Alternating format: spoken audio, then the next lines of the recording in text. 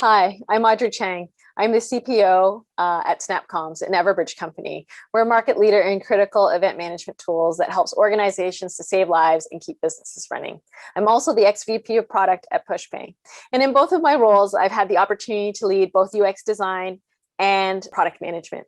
And today I'm going to give a talk about the friction that can often exist between product managers and designers and how to decrease the friction and build positive partnerships and really embrace the tension between us so that we can build better products. So my talk is called "The Line Between Us is Not a Divider."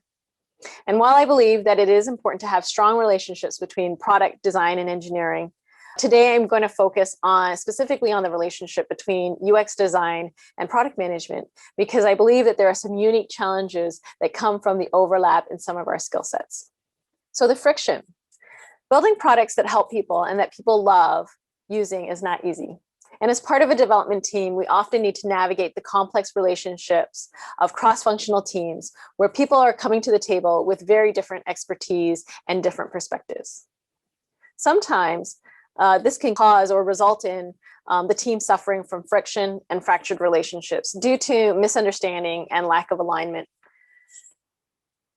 So the friction can be caused from a number of things. It could be caused by thinking about who's responsible for representing the customer, who decides on the priorities, what scope gets cut, whose responsibility is it to interview, who decides on scope and approach.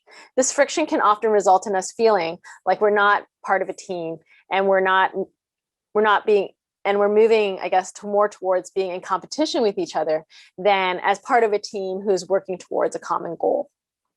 And so when we stop feeling like we're in a team where our expertise and perspectives are valued, we don't feel heard and we don't know why people don't understand our perspective. We end up feeling like we're butting our heads against a brick wall and feeling like, I guess you'll eventually get it. So what's the problem that results from all of that? Well, when we start feeling like we're more in competition with each other than we are working together as a team, we stop bringing our perspectives to the table. We stop feeling like we can openly discuss a different perspective of what we believe is truly important to solving the customer's problem. We feel we can't be passionate about having a discussion about an idea or perspective for fear of being seen as being difficult or just not getting it. And when that happens, we don't feel aligned to the direction and approach that's chosen. And when that happens, we don't feel passionate about what we're doing and we don't bring our best work. And ultimately, what results from that is that our customers suffer because we don't end up building the best product that we can together. Now, I love this quote by Paul Rand. "Confusion and misunderstanding is the result of the absence of common language." And I really feel that this speaks to the heart of the problem.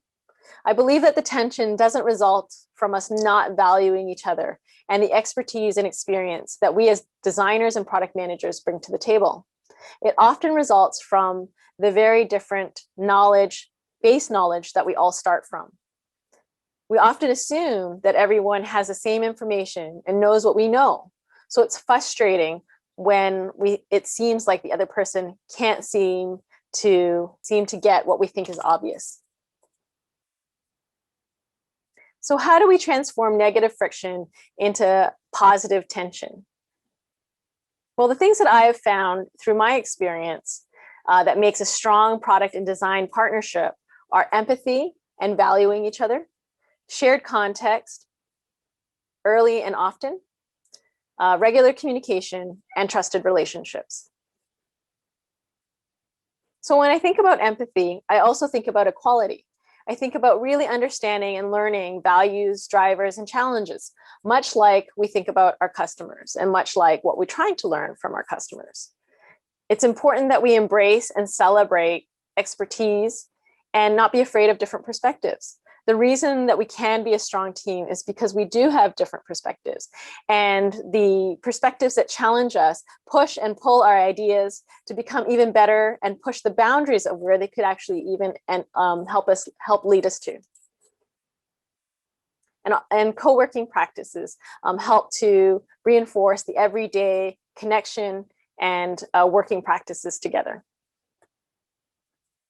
So my own personal experience with this is that when I took on the responsibility for the first time of overseeing the UX research and UX design practice, Being a product manager, I really didn't know how to lead the design team. I didn't, even having worked alongside them for so many years, I didn't know what was meaningful in their work. I didn't know what they valued. I didn't know what was important to them. And I didn't know what they needed to feel successful or to be feeling like they were doing the best work. So I spent a lot of time learning, reading books, going to meetups, talking to designers and design leaders, and spending more time on one-to-ones, talking with the designers on my team about what was working well, what was not working well, and what they needed. And I found two key things from those conversations. One is that I found that generally, designers didn't know how to get their ideas on the roadmap. When they found some key insights, they didn't know how to convince stakeholders that it was important and why. The second thing that I found was that they all felt that by the time they were looped into projects or initiatives, it was so late. Like everyone had more context than they had. And so they were constantly feeling like they were playing catch up and they were not looped into a lot of the context that was already there. And so people assumed that they knew what was already found. One designer said to me, without the right context, we can build a very usable wrong thing. And so that always stuck with me about, how important it is to have the right information in front of you to make the right decisions. And I have seen designers, passionately champion to go in one direction, and when they realized that they were missing information, they knew that they would have changed the direction that they would have gone in. And so context is so important. So some of the things that I took away from all of this was that designers need to be brought into problem discovery early. We need to create a space at the table for design, and designers needed to understand what was important to stakeholders to get buy-in. And so I set about implementing some processes that helped us really to adapt and be able to address some of these problems. So that brings me to context. So sharing context is key.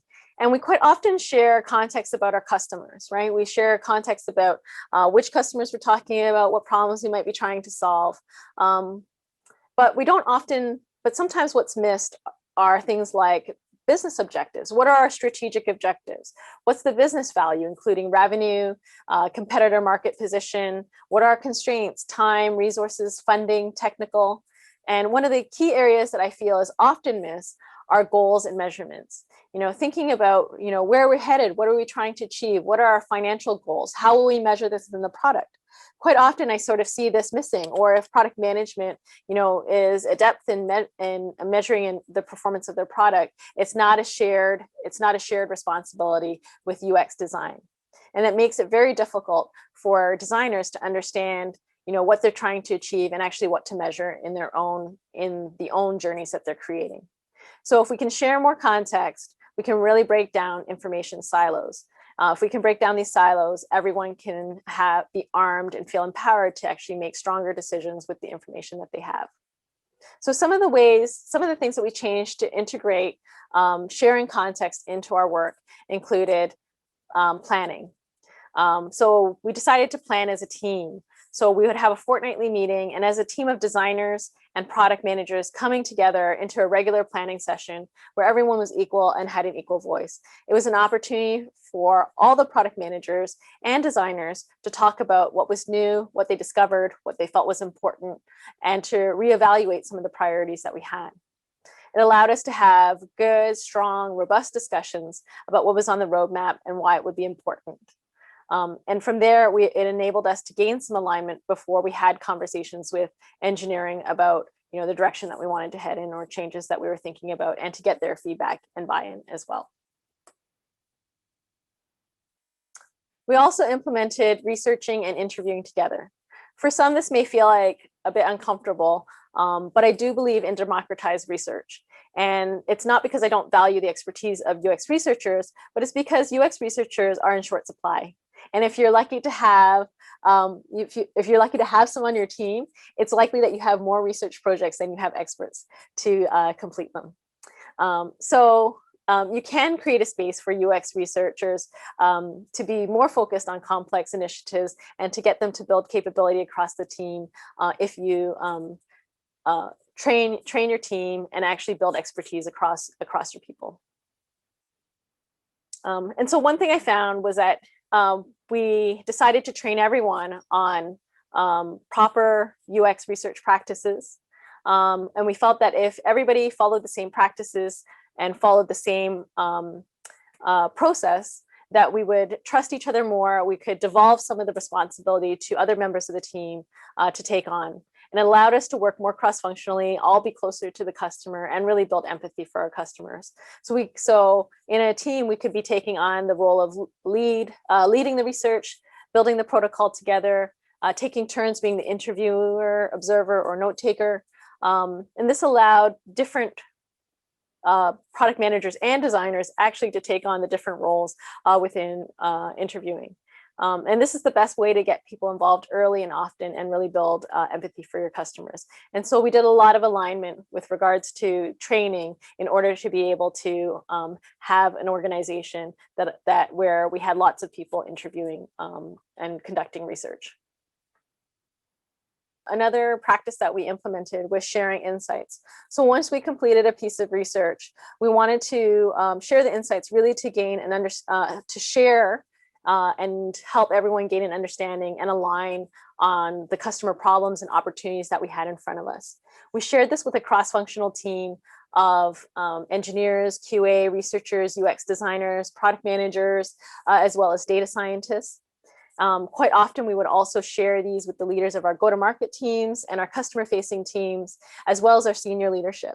And this was not only to gain to share and gain alignment on the priorities for customers and for our roadmap, but also to champion the work of UX research and UX design and the value that it brings to our product development. And finally, the last point on context is really around alignment on goals and outcomes. Product and financial goals is an area where strong alignment is required, but I feel often that product teams and UX designers are really not strong in this area. But if we know what needle we're trying to move, we all have a better understanding of how the work we are doing impacts those metrics. One of the things I did find was that we needed to upskill across the team in order to be able to do this. In particular, designers needed some coaching as to how to measure the success of their journeys that they were creating. So this was an area that we needed to focus on from a learning perspective, but actually helped to help designers to understand the impact that they were making on the product, and likewise to demonstrate the value that they brought to the product. One tool that I use that I wanted to share today that I found really useful in gaining alignment across the team is Lean Canvas. It's a methodology, it's a framework by Ash Maurya, and it's really helpful in framing up an idea. It's basically a story of a problem, of the customer problem, on a page. So it's the business value in solving the problem in the go-to-market. It really encompasses all the metrics that the team is striving for. So I felt it was a really good framework for sharing context across the team.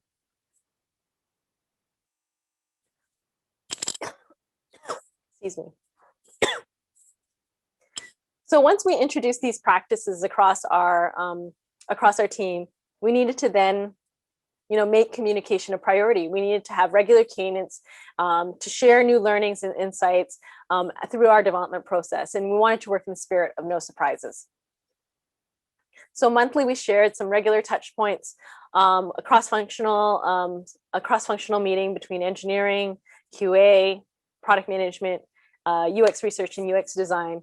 We would talk about the things that we learned over the month, how our product was performing, some key wins, some key learnings, as well as what was coming up for the month, both in development, research, and UX design.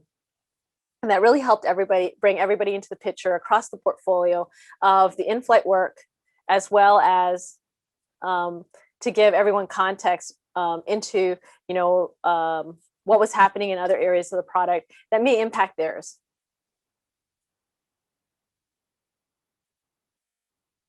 We also introduced co-design sessions. How might we solve hard problems?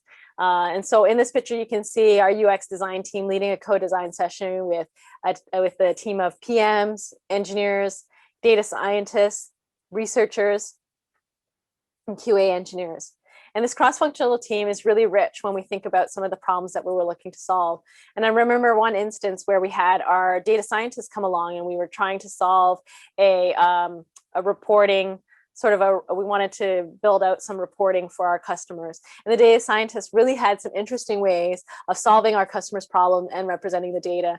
And we ended up implementing some of those ideas. And so the designs didn't really end up turning into be the wireframes. They were just the storytelling format for someone to be able to express some ideas they had about how we might solve the customer's problems. So that was one of the key ways that we also introduced dialogue into our process.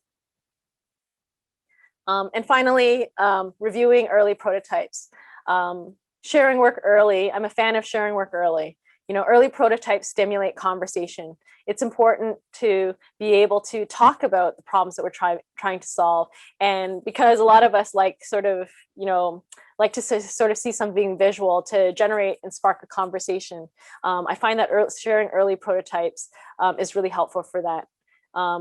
I think one of the things that's always really difficult for designers is that they take a lot of criticism because people look at this and see that it's a final design. So it's really important to set the ground rules and let participants know that these are not final designs. These are early ideas that we want to talk about the customer problem.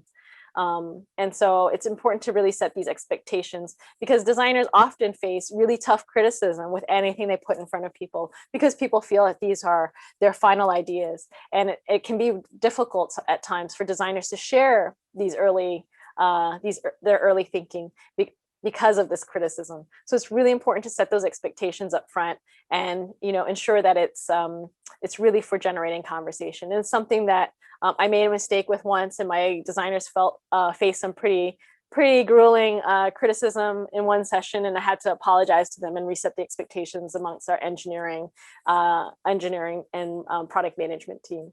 So really important to utilize that as a tool for conversation, but also equally important to set those ground rules.